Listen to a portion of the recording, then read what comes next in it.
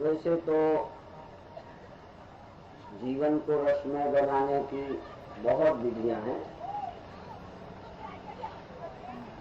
संशय मुक्त होने के लिए आत्मज्ञान, ज्ञान की जरूरत है, बुद्धि में संशय न रहे। और रस तो प्रेम से आता है, भक्ति से आता है, विश्वास से आता है। जिनको भगवान का विश्वास है, जैसा कि अभी सुन रहे थे, उन्हें चिंता ही। जिसने जगत बनाया है, जो इसे चला रहा है, वो जाने क्या करना है, हमें क्या। छोटे बालक माँ की गोद में बैठे रहते हैं, टिकट कटाना, गाड़ी पे लेके चढ़ना, सामान संभालना, ये सारी जिम्मेदारी माँ बाप की। वो तो गोदी में बैठा है, जब गाड़ी खड़ी होगी, जहाँ उतरना होगा, स्टेशन आया कि नहीं, ये चिंता बाप करेगा। बच्चे को ये भी चिंता नहीं कहाँ उतरना है, उतर के कहाँ जाना है, क्यों चढ़े हैं, कुछ नहीं। तो जो अपनी माता पिता की गोद में बैठे हैं, निश्चिंत है। तुम भी विश्वास कर सकते हो, पर बड़ा मुश्किल है। विश्वास भी कोई खेल तो नहीं। जैसे ज्ञान होना आसान नहीं है, ये विश्वास करना भगवान का अंधविश्वास। पता नहीं है, क्या करता है, क्या नहीं करता, क्या करेगा, उस पर बिल्कुल अंधविश्वास, बिल्कुल सच और तो कुछ नहीं। ऐसा विश्वास कोई भाग्यशाली कर सके, नहीं तो विश्वास ही नहीं होता। और पहले के लोगों को विश्वास ही था, बस इसी से मस्त रहते। युग बदलता जाता है, तर्क का युग आ गया, ज्यादा तर्क वितर्क, नास्तिकता बढ़ी, तो ज्ञान की जरूरत पड़ गई। क्योंकि आदमी उतना सरल नहीं रहा। पहले कुछ लोग ज्यादा बुद्धिजीवी थे, तर्क करते थे, बाकी समाज बड़ा सरल, सीधा, साधारण रास्ता पकड़ा दिया, बस नाम की डोर पकड़ा दी, मस्त भगवान के विश्वास पर छोड़ने को कह दिया। अरे भगवान रचयिता है, समझ में आ जाए। अब लोग कहते क्या पता कि भगवान ने बनाया, बताओ। अब कौन समझा रहे? ये तो विश्वास की बात है कि भगवान ने संसार बनाया। हाँ, ज्यादा से ज्यादा करके ये कर सकते हैं कि हमारा बनाया नहीं, तुम्हारा बनाया नहीं है, हमारे बाप दादों का भी बनाया। उज्जैन वालों का हो तो मैं नहीं कहता, आप लोगों का बनाया है नहीं। तब जब हमारा नहीं, तुम्हारा नहीं, यहाँ वालों का नहीं, वहाँ वालों का नहीं, किसी आदमी का नहीं, तो जरूर कोई न कोई दैवी शक्ति है जिसका ये सब बनाया थे। हमने तो बना बनाया पाया। जब हम जन्मे, ये जमीन पाई, आसमान पाया, सूर्य चांद पाया, इनमें से जो आके बनाया हो वो जरा हाथ उठाओ। जो आए हो, चांद नहीं था, सूर्य नहीं था, जमीन नहीं थी, आसमान नहीं था, आके बनवा लिया अपने मन का, खुद बनाया, पैसे देकर, मेहनत करके, अपने खून पसीने की कमाई से बनाया है। कोई बना बनाया पाया। और हम ही ने नहीं, हमारे पहले वालों ने भी बने बनाया पाया, उसके पहले वालों ने भी बने बनाया पाया। तो फिर बनाया किसने? यही तो बात है, उसको हम जानते हैं। क्यों बना बनाया जगत हमको परमात्मा के द्वारा प्राप्त हुआ है। इसीलिए कभी कभी रिकम्बरा जी भजन सुनाती है, मैं नहीं, मेरा नहीं, ये तन किसी का है दिया, जो भी मेरे पास है वह धन किसी का है दिया। ये जो मिला है, ये मैं नहीं हूं, ये मेरा नहीं है, ये तन किसी का है दिया। है दिया कि तुमने बनाया, तुम पहले आ गए होगे, फिर आर्डर देके अपने मन का। ये बना बनाया मिला है, शरीर हमको बना बनाया मिला है। पर थोड़ा दिमाग लगाओगे तो लगेगा भाई बना बनाया तो मिला, पर हमारे माँ बाप ने बनाया। माँ बाप से पूछे कि तुम कैसे बने, तो कहे हमारे माँ बाप ने बनाया। यदि और आगे पढ़ते चले जाएं तो सब अपने माँ बाप का नाम लेते चले जाएंगे। लेकिन हम कभी कभी बहुत मोटी बात पूछते हैं, आप लोग तो ज्यादा बुद्धिमान हैं, हम तो साधारण बात पूछते हैं किन माताओं से और तुमसे, एक हम मिट्टी का खिलौना बनवाते हैं। तो तुम सब आर्टिस्ट तो नहीं हो, तुम सब कलाकार तो नहीं हो, सब मूर्तिकार तो नहीं हो। भाई मूर्तिकार मूर्तियां मिट्टी की बनाता है, हम तुमको इतनी मिट्टी सान के गीली करके देते, एक खिलौना बनाओ, जैसे तुम्हारे बेटे के आंख नाक कान है वैसे बनाओ। तो जब तुम मिट्टी का मसाले का नहीं बना सकते तो भीतर वाले के तुम बनाने वाले कैसे? बन जाता है कि बनाते हो? झूठ नहीं बोलना। बच्चे पेट में बन जाते हैं कि तुम बनाते हो, गढ़ते हो। गढ़ते होते तो जो कभी देखते इसको ठीक कर लेते, जैसा बन गया बन गया। और फिर तुम बनाते होते तो जिनको लड़कियां नहीं चाहिए वो लड़की न बनाते, लड़का बनाते। माँ बाप खुद कहते हैं महाराज आशीर्वाद दो, मेरा क्या दें? लड़कियां होती हैं, ये नहीं कहती हम लड़कियां बनाते चले जा रहे हैं, होती है। एक आशीर्वाद दो, एक लड़का हो जाए। हमने कहा माता जी हम भी कौन बना पाते? तुम्हारे यहाँ भी होती चली जाती है, हमारे यहाँ भी क्या है, हम क्या कर सकते हैं? वो तो जो बनाता है, जिस ईश्वर की प्रक्रिया से प्रकृति से बनते हैं वो। लेकिन देखो अभिमान कितना है मूर्खतापूर्ण, लगता है हमारा ही लड़का हम ही ने बनाया।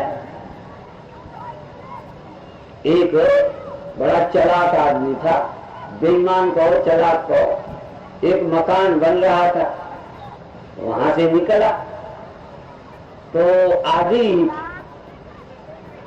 एक ईंट की आधी ईंट कहने लगे मेरी भी इस मकान में लगा दो। आधी लगा दी गई। कहने लगे तुम गवाही हो, आधी ईंट मेरी लगी है। हाँ आधी लगी। अब वो बन जाने के बाद मुकदमा चला दिया कि इस मकान में आधी ईंट मेरी लगी।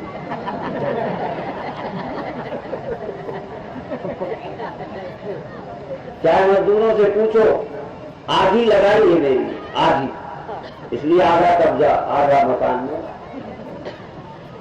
अब अधिकार तो घुमा दिया। बस वैसे ही है, तुम भी वैसे कोई मानो। जरा सा तुम्हारा दिमाग संकल्प हुआ था, जुड़ा, बनाया भगवान ने, बना भगवान ने, टाइम भगवान का, निकलना प्रक्रिया भगवान की, दूध बनाया भगवान का। केवल अहंकार है तुम्हारा लगा, केवल अहंकार कि तुमने दूध पिलाया। दूध बना तुम सकते नहीं, तुमने कैसे पिलाया? एक अहंकार है। दूध बनाने की सामर्थ्य बोलो नहीं है, लड़का बनाने की, लड़की बनाने की नहीं है, पेट में भी रखने की तुम्हारी नहीं है, वो तो बना रहता। नहीं तो महाराज 9 महीने रखना पड़ता, प्रकृति न होती, हम एक दिन चट्टी नहीं रोक पाते, बेचैनी होती, निकलना पड़ता है। चाहे भी कि यार गाड़ी में, कल जब हम यहाँ से चले हमारे स्वामी जीवन जी को लग गई, कल जल्दी चलो, गाड़ी तेजी से ले गए, जाके बाथरूम में शौचालय में पहले गए, जल्दी मची। ये 9 महीने पेट में रुका रहता है तुम्हारी मर्जी से। और फिर कहीं रोटी डालते हैं, सब्जी डालते हैं, उबल करके, रस बन करके, जैसे शराब उतारी जाती है, ये रोटी दाल डालते हैं, पक करके रस अलग बढ़ जाता है, मल छट जाता है। वहां तुम्हारा लड़का नहीं उबल गया, उसी में जठराग्नि में रहता है। लड़का झुलसता नहीं, मरता नहीं, उबलता नहीं, 9 महीने बना रहता। यदि ये ईश्वर की प्रक्रिया न होती तो गल जाता, सड़ जाता, बिगड़ जाता। यहाँ तक फ्रिज में सामान रखते हो तब फल सुरक्षित रहते, पेट में लड़का बनता है। इसलिए ईश्वर की लीला है, ईश्वर का खेल है। देखो, खेलो, ईश्वर का बनाया समझो। सब ईश्वर के बनाए हैं, केवल निमित्त मात्र या अहंकार मात्र आपका है। इसलिए भगवान कृष्ण ने कह दिया अहंकार भी मूढ़ात्मा करता हमिति मन्यते। अहंकार से मूढ़ व्यक्ति अपने को करने वाला मानता है। इधर भी करता मानता है, जब कहते तुम ब्रह्म को जान लो, ब्रह्म है तुम्हारे भीतर, तो कहते हैं फिर साधन करो। फिर करने वाला बन जाता है। ब्रह्म तो भीतर बैठा है, केवल गुरु को बताना भर है। ना तुम्हें मेहनत करनी ना ब्रह्म लाना, कहाँ से लाओगे? जब आंख हम नहीं लाए, देह हम नहीं लाए, भगवान ने दे दिया, तो आप भगवान तो पहले से विराजमान है, उसको तो और मेहनत की जरूरत नहीं।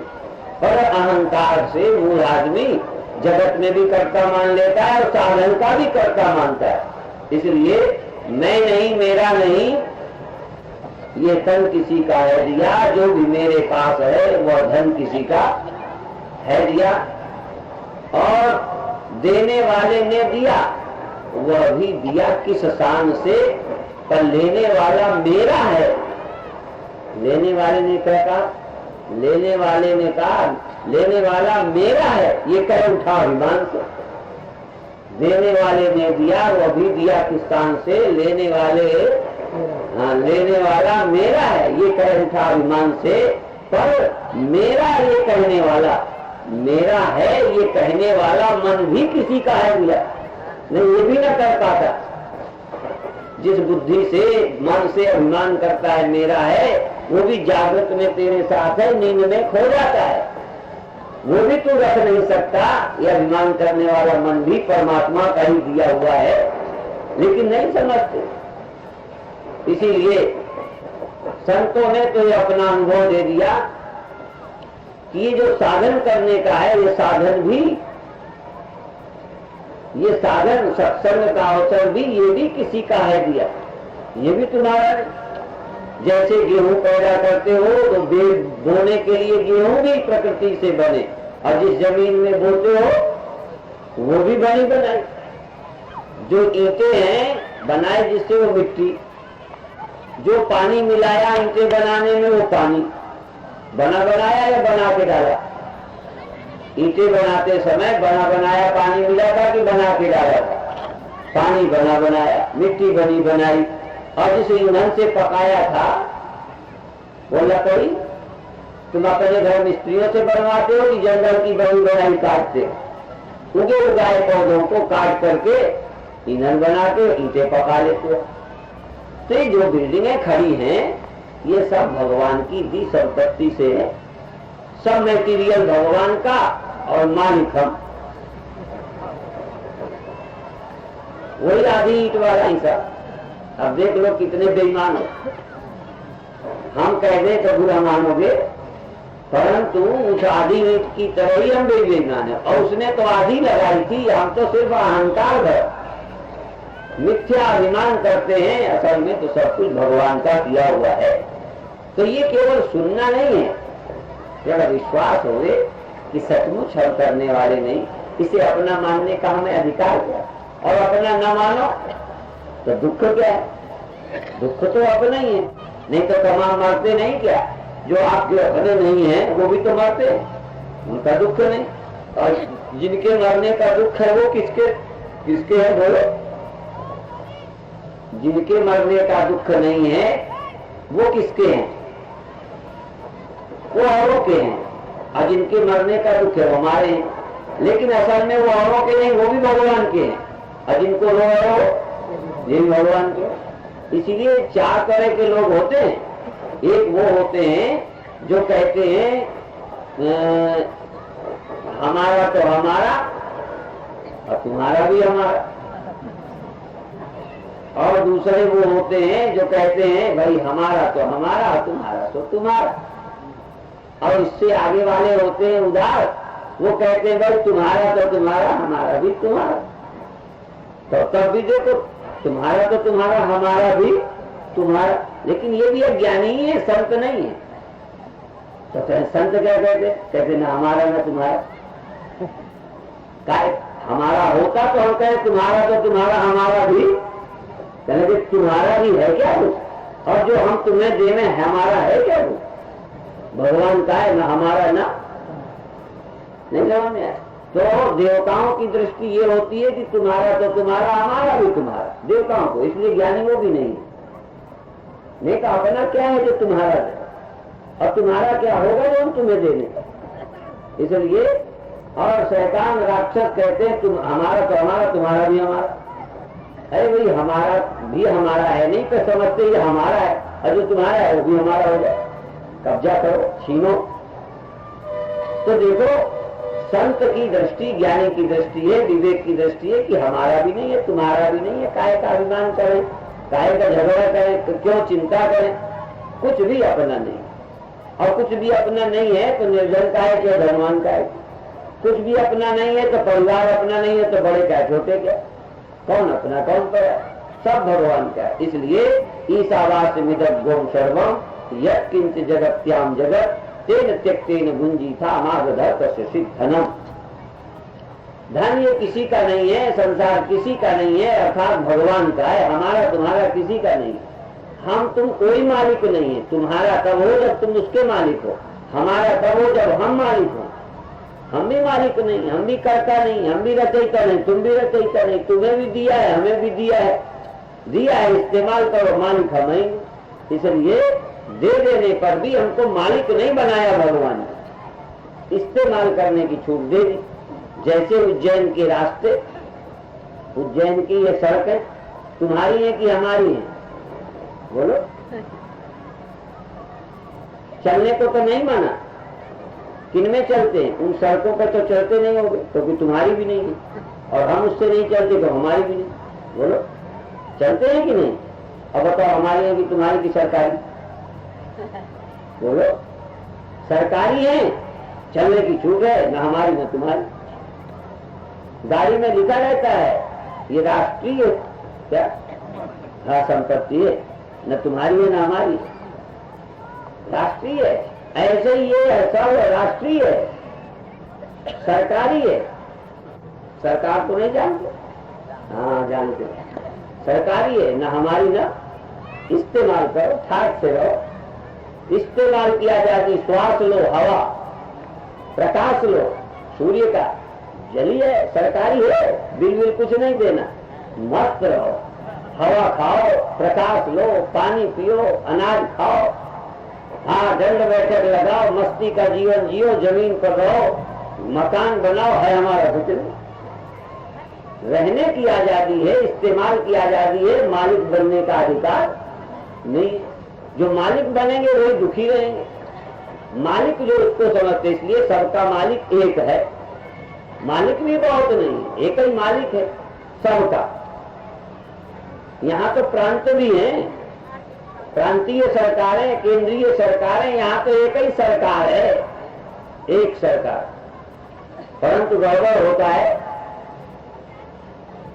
यहाँ तो सरकार का पता लगा लोगे क्योंकि एक ही है, और यहाँ सरकार से, इस देश की सरकार से पूछो तो गड़बड़ हो जाता। एक बार हुआ क्या, गौरक्षा आंदोलन हुआ, दिल्ली में साधु महात्मा धरना देने गए, कभी कुछ, जगह जगह संत प्रचार करने लगे।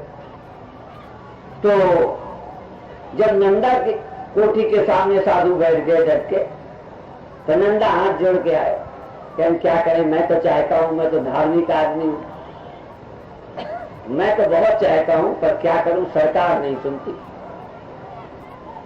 फिर इंदिरा के पास गए, उन्होंने कहा मैं तो चाहती हूं पर सरकार नहीं करने देती।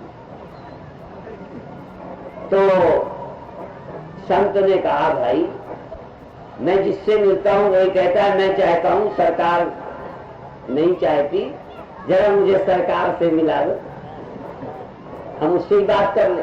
सरकार के यहाँ कहाँ रहती है, सरकार से मिलना चाहिए। आज देश की यही हाल है, कोई काम हो उनका मैं नहीं जानता, वो जाने, वो कर मैं नहीं जानता, वो जाने, कहीं मेरे अधिकार में कुछ नहीं, मेरे अधिकार में, ऐसे ही करते। पर पता नहीं सरकार कहाँ रहती है, बड़ा मुश्किल है। तो वहां की सरकार में घपला है, यहाँ की सरकार एक है, इसलिए ये नहीं कह सकते वो जाने, वो जाने, वो जाने। यहाँ तो कोई पानी की मांग करो, नल की मांग करो, कहते हो नल वो जाने, कहीं पानी देने, कहीं वो जाने, कहीं नल, ये शौचालय बाथरूम का पानी इधर जाता है, इसकी नाली वो विभाग वाला जाना। और एक जगह ठेके में बन गए वो सीवर, और उनके ढक्कन वाला कहने लगे मैंने तो सीवर का ठेका लिया था, ढक्कन वाला अपना वो जाने, खुले पड़े लोग गिर रहे। यहाँ तो हर एक अलग, जैसे कभी गाड़ी सुधरानी हो ना, उनका बिगड़ गई ये क्या है, क्या लाइट कैन चले जाओ, वो बिजली का काम वो वाला करता है, कहने लगे पंचर का हवा वो भरता है, उनका वो कल इंजन का काम उधर होता है, उनका वो रिपेयर वो क्या होता है जो ऊपर रंग रोगन लगाते हैं, हाँ डेंटिंग पेंटिंग वो लोग और जगह होती। ये बड़ा विचित्र काम है, ढूंढते ही रहो। कई बार तो साधारण आदमी को यही नहीं समझ आता कि कहाँ काम करवाना है। हमने नहीं चक्कर में पड़ गए गाड़ी के, तो कोई कहे, हमें लगा कि आधा घंटे में अभी होके आ जाएगा, गाड़ी सुधर जाएगी। कहने लगे पहले हम गए वो तार वाले के यहाँ, फिर गए हम वो पंचर वाले के यहाँ, फिर गए हम फलाने वाले के यहाँ, वो तो 2 दिन इसी में घूमते हो। ऐसे ही सरकार का था, लेकिन हमारे इसमें एक ही सरकार, 100 जगह घूमने की जरूरत नहीं, एक मालिक है इस जगत का, उसकी शरण हो जाओ बस, उसके हुक्म से सब होता है सब। वैसे तो देश में भी प्रधानमंत्री सब विभागों को आदेश दे सकता है, उसके हाथ में सब होता है, लेकिन बहानेबाजी लोग करते हैं। पर हमारा मालिक बहानेबाज नहीं, हम सृष्टि का जो मालिक है एक है, उसका स्मरण करो, उसके हुक्म से सब चलता है, और वो हुक्म जो देता है ठीक है देता है, और हुक्म जो दे उसे मान लेना चाहिए। यही पहचान है भक्त की। और सिख परंपरा में तो बड़ी विचित्र कथा है और बड़ी आवश्यकता है। सुखी होने के लिए श्रद्धा पूर्वक यदि ऐसा हो, मजबूरी में हो तो नहीं। यदि श्रद्धा हो ना किसी के हुक्म पर, आज्ञा पर, ईश्वर की आज्ञा पर, मजबूरी का नाम महात्मा गांधी, वो बात नहीं। मन मार करके दुखी होकर के कोई बात मानना, उसमें सार नहीं है। हम ये कहा करते हैं कि सेवा करने में बड़ा आनंद है, सेवा करने में, लेकिन सेवा में भावना होती है। केवल बर्तन धोना, केवल कपड़े धोने का नाम सेवा नहीं है। सेवा तभी होती है जब उसको करने में भीतर से श्रद्धा हो, तो सेवा होती है, नहीं तो मजदूरी होती है। मजबूरी और मजदूरी, सेवा कोई मजदूरी नहीं है और मजबूरी भी नहीं है, वो तो श्रद्धा है। तो सिख परंपरा में जो पहले गुरु थे गुरु नानक देव जी, उसके बाद जो दूसरे गुरु हुए गुरु अंगद देव जी, और गुरु नानक देव जी के 2 पुत्र थे, लक्ष्मी चंद और श्रीचंद, 2 बेटे। श्रीचंद विरक्त साधु हो गए, लक्ष्मी चंद को हुआ गद्दी दे दी जाए, किसी ने कहा श्रीचंद को दे दी जाए। गुरु नानक देव जी अपनी गद्दी देने के विषय में किसी को न देकर किसको दी? गुरु अंगद देव जी, जिनका नाम पहले लैला जी था। क्यों दी? ये एक बात बड़ी गहरी है जो तुम्हारे मतलब की भी है, चाहे घर में हो, चाहे मोक्ष में हो, किसी रास्ते में हो। सुखी रहना है तो ये सूत्र बढ़िया है। उन्होंने कहा, पेड़ था किसी पीकर का, कहते हैं मिठाई तोड़ लाओ। लक्ष्मी चंद को कहा, तो एक तो बाप के बेटे, बाप कितना हो, बाप बाप ही होगा। ये कहावत प्रसिद्ध है, ये गांव का जो भी जो बड़ा आन गांव को सिद्ध। अभी घर वालों के लिए मैंने सुना है, व्यासा वालों कितना देश में प्रचार है, पर उनके लड़के कुछ नहीं कदर करते अपने पिताजी की। जो संत हैं, जिनके पीछे इतना लोग लगे हैं, उनके लड़के कदर नहीं करते। अब क्या कर दी देंगे लड़के को, बड़ा मुश्किल है। तो गुरु नानक देव जी ने लक्ष्मी चंद को जब कहा, तो कहते बुढ़ापे में दिमाग खराब है, कीकर के पेड़ में कहीं मिठाई होती। गुरु अंगद देव जी को जब कहा गया, लैला जी को हाथ जोड़ के दौड़ पड़ा पेड़ की फल तोड़ने को, तोड़ के लाया, पता नहीं मिठाई आई, कहते तो ये मिठाई मिल गई, मिठाई तोड़ लाया। चाहे वो आज्ञा से मिल गई या मिठाई ना मिली हो, सिंगड़े मिली हो, ये बात अलग है। लेकिन जब गुरु अंगद देव जी से कहा गया कि तुम पागल हो गए हो, बबूल के कीकर के पेड़ में कई मिठाई लगती है, वो तो बनिया की दुकान में मिलती है। कहा गुरु का हुक्म है, हुक्म का पालन करता। और दूसरी कथा प्रसिद्ध है कि एक लोटा उठाकर गंदी नाली में गुरु नानक देव जी ने फेंक दिया। लक्ष्मी चंद को कहा, श्रीचंद को कहा तो उठा लाओ। तो लक्ष्मी चंद कहते हैं पिताजी जब उठाना ही था तो यहाँ से नाली में काहे फेंका, सीधा जगता भी है। तुम होते उस जगह तो तुम भी लक्ष्मी चंद होते। सभी को लगता है ये पागलपन की क्या बात है। हमारे गुरु महाराज एक पुस्तक लिखी लिखाई धरी थी, बस दोपहर के टाइम लिख, अब लिखते नहीं, एक पूरी किताब नकल की 15 दिन लग गए, दोबारा कह देते थे फिर से नकल एक और। हम लोग सोचते थे ये क्यों क्या मतलब है, जब ये है क्या करना। अरे भाई जितने बार लिखेंगे एक तरह हमारे मस्तिष्क से निकल, इस बहाने पढ़ गए, फिर जब इस तरह समय सार्थक हुआ। बेकार सोते, बेकार बकवास करते, अच्छी चीज लिखने में पढ़ने में समय बीत जाता, लेकिन तब हमारे मन में भी तर्क उठ जाता क्यों लिखवाते, जब लिख गए एक बार। तो देखो लक्ष्मी चंद कहते हैं कि काय को फेंका। जब गुरु अंगद देव जी को कहा गया, लहरा जी को तुरंत कीचड़ में गए, लोटा निकाल लाए, धो दिया। बस गुरु नानक जी का गद्दी के अधिकारी है। संसार में आज ऐसी आवश्यकता है कि अपना दिमाग ज्यादा न लगाए, नहीं दुखी रहेगा। आजादी बात खत्म। भगवान जो करते हैं ठीक करते हैं, पर भगवान का किया अच्छा नहीं लगता, ये ठीक नहीं, ये ठीक नहीं, वो ठीक नहीं। ईश्वर का किया भी लोगों को अच्छा नहीं लगता। पंजाब में कहते हैं परमात्मा का किया मीठा मीठा लगने से, अच्छा लगने से। भगवान ने जो कुछ किया है अच्छा किया, कुछ भी इसमें हटाने लायक नहीं है, ठीक करने लायक नहीं। असल में लोगों को पता नहीं चलता। एक ये भी कहावत प्रसिद्ध है कि एक दीवार में किसी ने चित्र बनाया और लिख दिया इसमें कमियां जहां हो गुणा का निशान लगा दो, क्रॉस कर दो जहां जहां कमियां हो। एक आदमी निकला, उसे लगता है नाक की बनावट ठीक नहीं, क्रॉस लगा दो।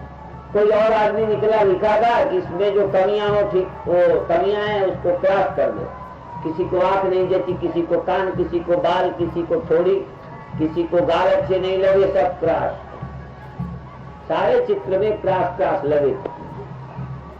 देखा जब निकला कि इसमें कुछ अच्छा ही नहीं रही, सब त्रुटियां। उसी के बगल में एक दिन उन्होंने दूसरा चित्र बना दिया उसी व्यक्ति ने, और नीचे लिख दिया कि इसमें जहां कमियां हो इसे ठीक कर दो। फिर किसी ने कुछ नहीं किया। ठीक करने की अकल नहीं है, खरा त्रुटियां निकालने की बड़ी अकल है। ये तुमको कह दिया जाए इस दुनिया में जो कमी है ठीक करो, तो बोलो भैया हमारे बस का काम है। अनुसार कमियां निकालो तो ईश्वर की दुनिया में कमियां निकाल दी जाती। और एक कहावत ये भी प्रसिद्ध है कि एक बार क्या हुआ, एक आदमी देखा सब्जी के खेत पर पहुंचा और देखा लौकी कद्दू इतनी सी उसकी डाली और बड़ी बड़ी लौकी, बड़े बड़े कद्दू, और वो लौकी का पेड़ पतला पतला, इतने फल। तो भगवान को अकल नहीं, पतले पतले पेड़ में इतने इतने बड़े फल, कुम्हड़े बड़े लगाए। और देखो ये नीम, ये फलाने, ये महुए जिसकी शराब निकालते, इतने उनमें लगाने चाहिए बड़े बड़े। ऐसे ही भगवान की दुनिया की निंदा विंदा करते हुए त्रुटि निकालते। एक दिन महुए के पेड़ के नीचे, कैथे के कपित के पेड़ के नीचे लेटा, एक कैथा खोपड़ी पर आते दिया। तो कहता है यदि कद्दू लगा होता तो आगे काम तमाम हो गया। अब त्रुटि निकालता था और बाद में लगा कि नहीं, जो भगवान बनाया तो सोच समझ के बनाया।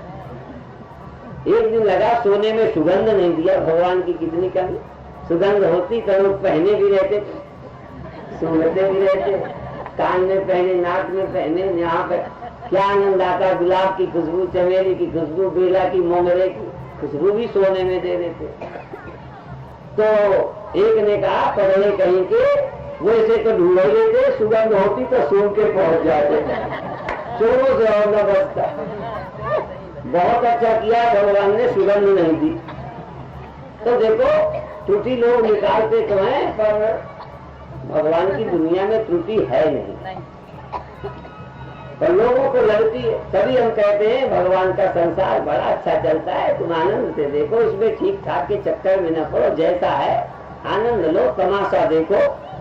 हाँ, दृष्टा बनो, साक्षी बनो, जानने वाले बनो, अभिनेता बनो। भगवान का खेल चल रहा है, उसमें तुम भी देखते रहो कैसे क्या होता है, तो आप स्वरूप को उपलब्ध हो जाओगे, आत्मा को जान जाओगे, सुखी हो जाओगे। इसलिए संसार में त्रुटियां नहीं निकालनी, सिर्फ जानना है, समझना है, आनंदित रहना है। क्योंकि रात को भी सभा होती है, दोबारा फिर तुम्हें आना पड़ता है। अब हम चाहते हैं कि भाई खा पी कर दोबारा फिर 8 बजे आओ, रात की सभा में फिर संतों का आशीर्वाद प्राप्त होगा। अभी इतना ही कहकर समाप्त करते। बोलो सच्चिदानंद भगवान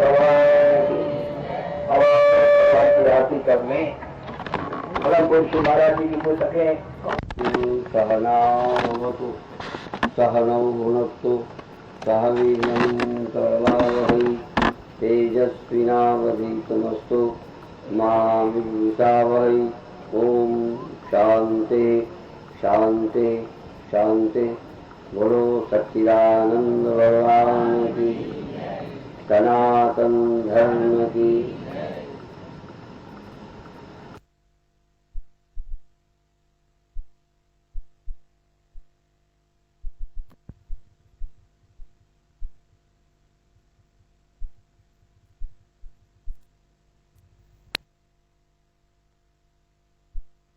दिन में बचाएंगे, चलो 1 बार बच जाए, 2 बार बच जाए, 3 बार, कब तक बचाएंगे भाई? ये बकरे की मम्मी कब तक खैर मनाएगी? हम कभी कभी अपनी बात बताते हैं कि हमको चेचक निकला।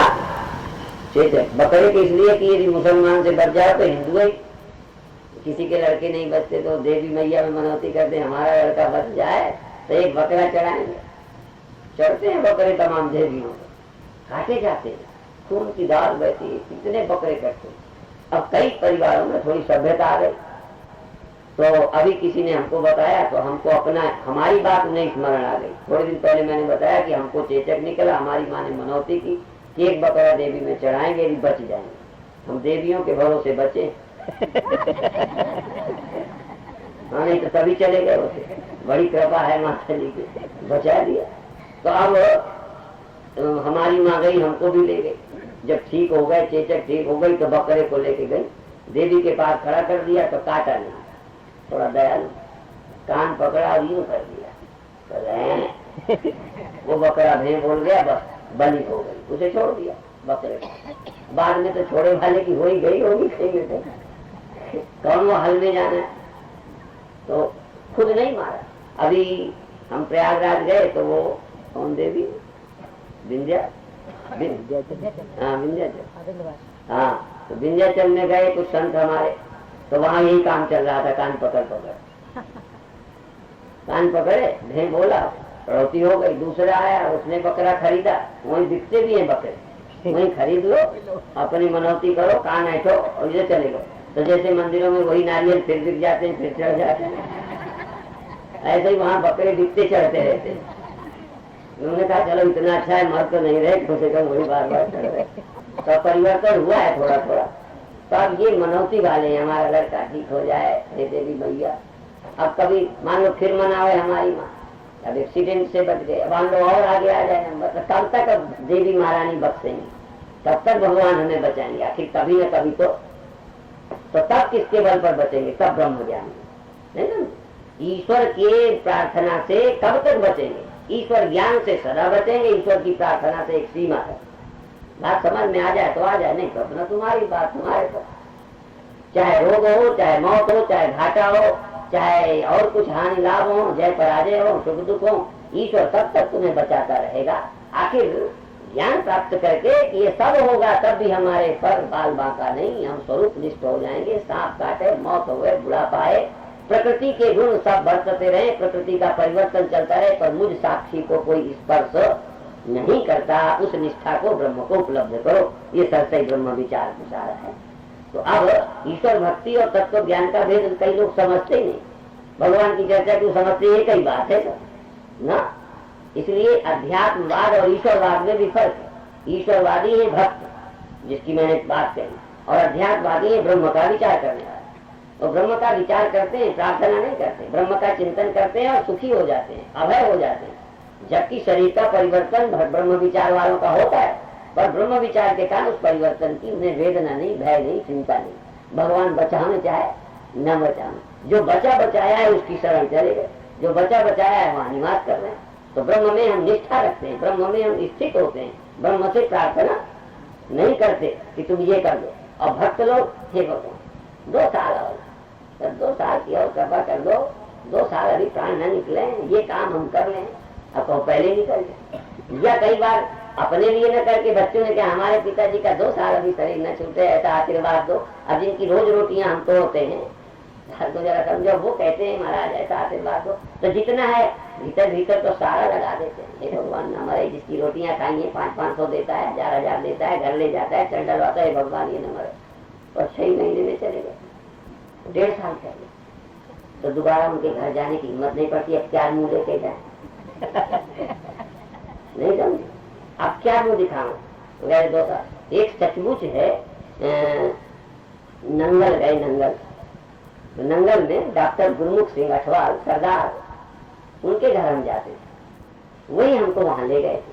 वो मेरे पर बहुत श्रद्धा रखते थे और स्वरूप विचार वाले भी थे, लेकिन उनकी पत्नी जो थी उनको वेदांत से प्रेम नहीं था, बल्कि पत्नी भी मेरे से प्रेम करने लग जाए इसके लिए बड़े वो ठहरम करते थे। क्या करते थे कि उनके यहाँ गुरुग्रंथ साहब रखा था, तब हमको इतना पता नहीं था कि क्या करना पड़ता है। जैसे कई लोग विदेशी आ जाए तो मूर्ति के सामने प्रणाम करना, आरती करना, वो नहीं जानते, बल्कि वो संतों के पास भी आ जाए तो कई लोगों को बहुत अच्छे महात्मा है तो वहां से निकाल के ऐसे करते साधु से भी। कई बार तुम्हारे यहाँ बच्चों को चले जाए तो कुछ बातें, पंडित जी हमको भी, पंडित जी हमको भी। अब तो एक नई बात है, ये अंकल कॉमन है, सब में लग जाता है, ऐसे आंटी और अंकल, चाहे कोई हो, सब आंटी, सब आंटी और सब अंकल। और एक जगह तो गजब हो गया, दिल्ली में हम रहते थे, हमारा चिद्धा परिवार है, वो हमारी संस्था के मंत्री। तो बच्चा कोई आदमी आया, उनका फलाना आया, कोई आया करे तो अंकल का, अंकल भी आया, फलाने अंकल आए, अमुक अंकल आए, ऐसे बोलना चाहिए, देखो ऐसे बोलता है फलाने अंकल का, दिमाग में बिठा दिया। अब एक दिन सुअर आया तो कहते पिताजी सुअर निकल आए।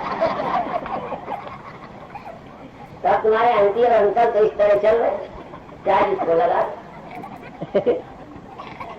जानो न जानो, पहले जानना पड़ता था बुआ है कि मौसी है कि चाची है कि ताई है, वही बोलते थे। अब सब तो एक आंटी और बस अंकल। अब स्वामी जी भी है तो अंकल जी प्रसाद, अंकल जी प्रसाद ऐसे कहते हैं हमारे तुम्हारे बच्चे, और क्या जाने स्वामी। तो ये जो मन में इस तरह के संस्कार हैं तुम्हारे अंदर वो है। ऐसे ईश्वर का और ब्रह्म का भी तुमको ये भेद नहीं मालूम कि ईश्वर उपासना कौन करता है, ब्रह्म विचार कौन करता है। तो कामना की पूर्ति की आशा जो करते हैं वो सब ईश्वर भक्त कहलाते हैं, क्योंकि ईश्वर सृष्टि का रचयिता है, ईश्वर फलदाता है, वो तुम पर रहम कर सकता है इसलिए। लेकिन ये मेरा अभिप्राय नहीं कि वो नहीं करता, बिल्कुल करता है, भजन का फल मिलता है, कृपा करते हैं, लेकिन सीमा है, कब तक बचाएंगे। अब जैसे सिद्ध महात्मा है, बीच में सत्य साई की चर्चा बड़ी रही, किसी का लड़का थोड़े आशीर्वाद से मिल गया, बीमारी ठीक हो गई, बड़ा चला, काफी लोग जाते रहे, लेकिन किन किन का होता रहेगा और कब तक होता रहेगा। आखिर हिंदुस्तान में बीमार अभी बने हैं, तमाम गए वाले भी नहीं ठीक हुए, तो चलेगा। तो कई लोग ये कह दे तो कई बुरा मनाएंगे भक्त, सबका तो ईश्वर भी नहीं कर पा रहा। आखिर ईश्वर सब पर कृपा कर रहा, तो कहाँ सब ठीक है, तब तक हम न मरेंगे। तो शरीर दृष्टि रखने वाले ईश्वर को मानने पर भी आज नहीं कल मरेंगे, पर ब्रह्मनिष्ठा रखने वाले, ब्रह्मनिष्ठ ब्रह्म विचार करने वाले शरीर से मरेंगे, पर उन्हें मालूम होगा मेरी मौत नहीं होती। इसलिए ब्रह्म विचार को सब दुखों की निवृत्ति का साधन मानते हैं, ईश्वर भक्ति को हम सब दुखों की निवृत्ति का साधन नहीं मानते। बात को जरा समझ, ईश्वर भक्ति से दुख टलेंगे, समय निकल जाएगा, आज नहीं मरेंगे, फिर ठीक हो गए, दुकान चल जाएगी, पर कभी न कभी परिवर्तन तो आता ही है, वो फिर कब तक बचेंगे। इसलिए तत्व का विचार आवश्यक है। और ईश्वर भक्ति जो दुख से निवृत्त करती, उसमें भी एक अंश और अभी छिपा है, ईश्वर पर छोड़ दे, जो करेंगे ठीक है। तो समर्पण भाव हो गया, अंत में राजी होना पड़ेगा, जिसकी अभी बात कर रहे थे शांति स्वरूप, और भी कि राजी होना पड़ेगा। और ये भी एक शब्द कहा, पर उसका अर्थ जरा नहीं कि नहीं राजी होगे तो करोगे क्या। पर असल में राजी होने में और राजी न होने में बड़ा फर्क है। न राजी होने में काम तो वही होगा पर तुम सुखी नहीं रहोगे। बात तो समझ। राजी रहना और हुक्म पर चलना, तुम हुक्म पर नहीं चलोगे तो चलोगे क्या, करोगे क्या। परमात्मा के हुक्म के क्या तुम कर लोगे। लेकिन तुम हुक्म को श्रद्धा से नहीं पालते, बस इतना फर्क है। बाकी उसके हुक्म के बाहर चल कौन सकता है, उसकी इच्छा के विरुद्ध चलेगा कौन। ऐसे उसकी बिना मर्जी, उसकी मर्जी के फेंक का ही तो बता क्या लोग। लेकिन एक में हम राजी हैं और एक में हम राजी नहीं है। एक में हम उसकी आज्ञा हुक्म को पालने को तैयार नहीं है, पर पालना ही पड़ेगा। जो होना है होगा, वही करोगे। अर्जुन भी भगवान ने कहा तुम नहीं तो बाद में लड़ोगे, तुम बिना लड़े रह नहीं सकते। लेकिन मैं अभी कहता हूँ अभी नहीं लड़ोगे, फिर वही बाद में लड़ोगे। चलना तो पड़ेगा। अभिप्राय यह है कि ईश्वर की इच्छा के विरुद्ध कौन चल सकता है। लेकिन जब ये समझ लेता है सश्रद्धा, बस फर्क इतना है। मान लो तुम आश्रम में जाके कुछ सेवा करोगे, बड़ी एक में तुम्हारी श्रद्धा शामिल है, एक में कहा भैया बिछवा, तो मन भी नहीं है तो बिछा रहे। तो जब मन नहीं है बिछा रहे हो तो उसमें तुमको सुख नहीं मिलेगा। और चलो मन नहीं है यहाँ तो तुम इनकार भी कर दो, पर परमात्मा के विधान में इनकार भी करते हो, काम तो करना ही पड़ेगा। जैसे मरना बुढ़ापा तुम करो, इनकार ना हो, राजी हो गए। इसलिए राजी होने का बड़ा मूल्य है, राजी होने के बड़े लाभ हैं। और राजी ही तुम्हें होना चाहिए, बाकी और कुछ नहीं। राजी होने से तो भगवान के कार्य से, भगवान के विधान से राजी होना यही कर्तव्य है हमारा। आज इतना ही अभी कहेंगे, इसलिए कि प्रातः काल आपको 7 बजे आना है। और प्रातः काल की सभा विशेष साधकों के लिए ही है। काफी अच्छी संख्या होती है, लगभग इससे थोड़े कम होते, बहुत अच्छी संख्या है। इतवार है और ज्यादा लोगों को छुट्टी है, अधिक से अधिक